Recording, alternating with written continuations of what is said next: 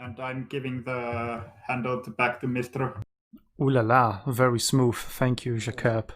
So yeah, I overall think that yeah, as Ansimov I think said, and it's definitely true that Arena is really one of a kind game. Once Arena went on a hiatus first in like 2016, I think it was, when there was the transition between Steam version and Wargaming version. That's when I started playing World of Warships, trying to find a replacement in the meantime when Arena was gone.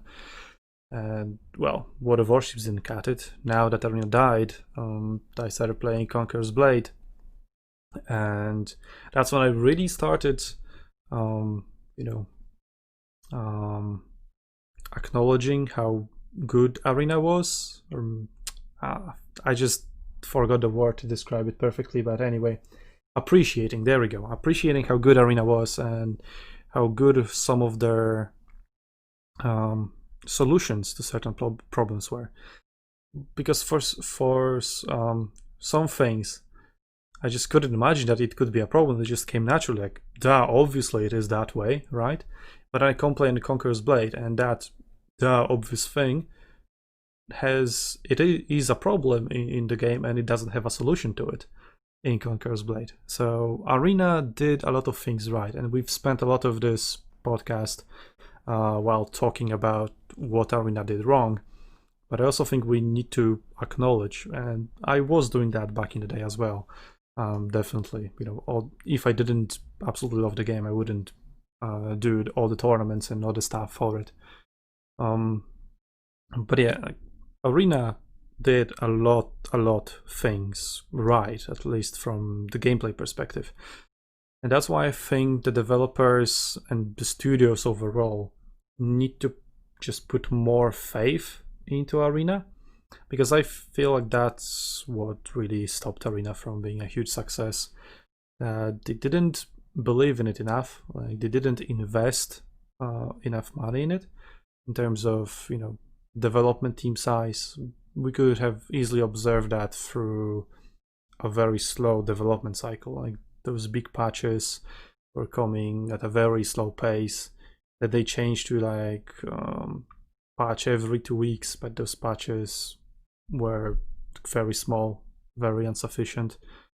And the bugs and the problems that were prevalent for a very, very long time took a lot to finally iron out or fix them, such as I mentioned earlier, the path fighting. That's such a basic feature. Like, everyone moves their units around, and eventually they're gonna path around a corner, right? And that is like absolutely top one priority issue, and yet it took very, very long to fix it.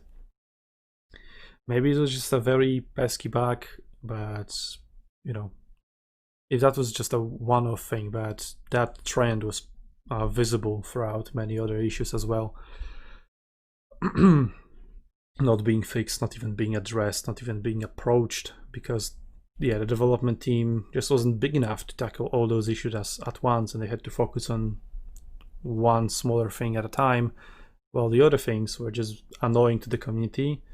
And as the game is annoying to play, that turns off people, and they eventually quit the game and never come back. Or there maybe wasn't enough good marketing to make them come back after they once quit. But yeah, overall, I hope that the China release turns out being successful, and if it is successful enough, such as Conqueror's Blade, even if they then transition to the Western version, once the Chinese version is successful, and then the Western version turns out not being that successful, although I hope it won't. Obviously, it won't not turn out, just to make it clear that there's a double negative in there.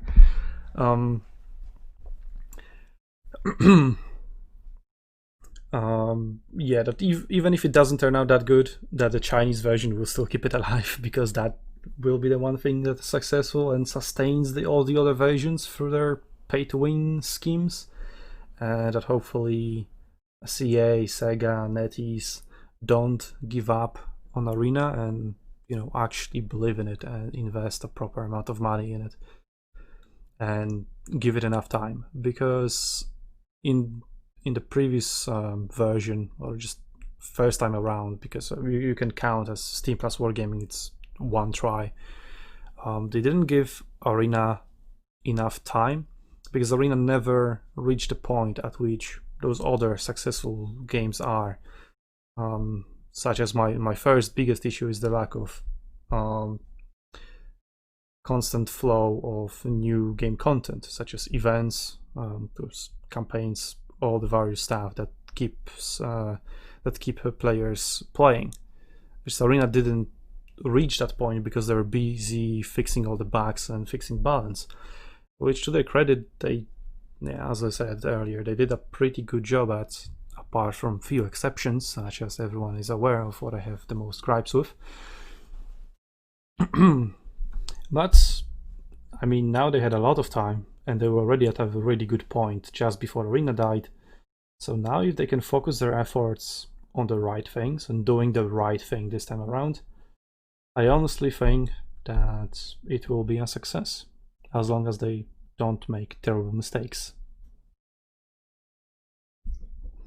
And yeah, with that, I would like to conclude and thank you all of you guys for joining me today for this podcast. So, Ansimo, Gunslinger, Jacob, Mongoose, Barnum, thank you once again for joining me and providing us with a really interesting conversation.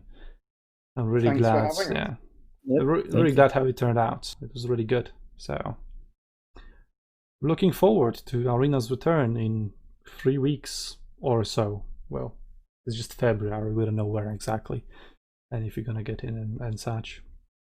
But either way, to Arena's glorious return in 2020.